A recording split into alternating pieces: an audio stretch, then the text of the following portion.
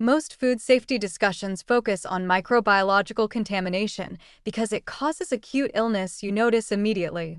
But chemical contaminants like heavy metals and industrial compounds pose insidious long-term threats that are completely invisible to consumers. Understanding these risks requires different thinking because the harm is cumulative, delayed, and undetectable without testing.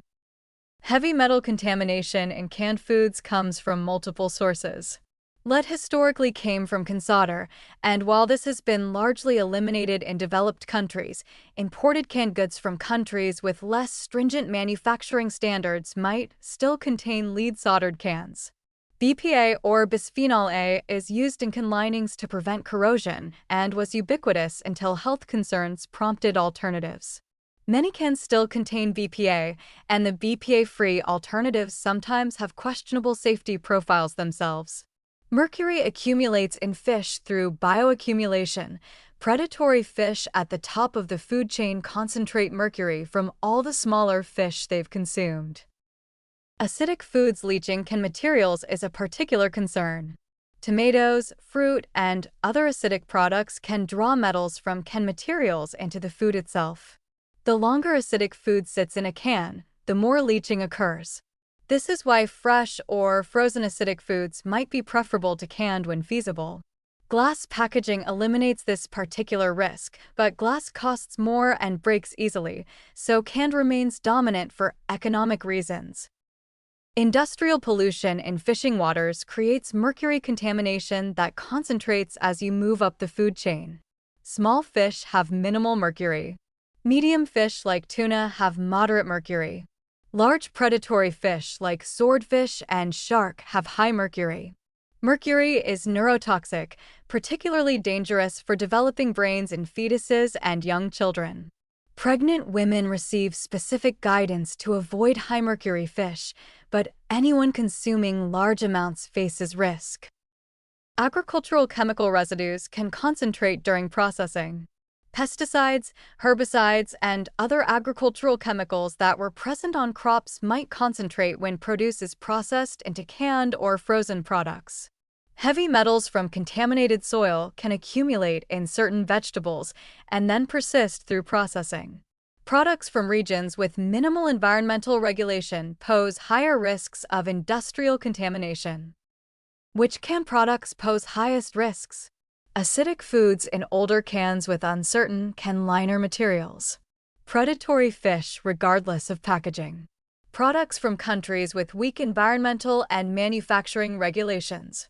Foods that naturally bioaccumulate heavy metals, like certain seafood and some root vegetables grown in contaminated soil. The specific risks vary by product category and origin. Risk mitigation strategies are practical if not always convenient. Choose glass or BPA-free cans when available and affordable. Vary fish species to limit mercury exposure. Eat salmon or sardines more often than tuna, and avoid swordfish and shark. Research which brands test for heavy metals. Some companies publish testing data, most don't. Prefer products from countries with strong environmental regulations and enforcement. For families consuming significant amounts of canned foods, particularly tomato products, switching some consumption to fresh, frozen, or glass-packaged alternatives reduces exposure. Understanding bioaccumulation is essential. Each individual exposure to safe levels might be fine, but heavy metals accumulate in your body over time. The safe exposure level assumes your only exposure is from that source, but you're exposed from multiple sources: air, water, various foods, consumer products. These exposures add up in your body, creating total body burden that can become dangerous even when each individual source tests below safety limits. This is why varying your diet and not consuming large amounts of any single potentially contaminated food matters. Vulnerable populations require stricter avoidance. Children's developing bodies are more susceptible to heavy metal toxicity. Pregnant women must protect fetal development from neurotoxic exposures. People with kidney problems have reduced capacity to excrete heavy metals.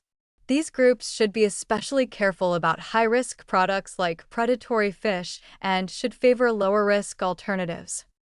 The fundamental problem is that you can't see, smell, or taste heavy metal contamination. Laboratory testing is the only way to know, and most consumers don't have access to testing for individual products. You're relying on manufacturers and regulators to test and set appropriate limits, but enforcement is inconsistent and limits might not account for cumulative exposure from multiple sources. Your best protection is knowledge about which product categories pose higher risks and dietary habits that minimize exposure to the highest risk items while maintaining nutritional variety.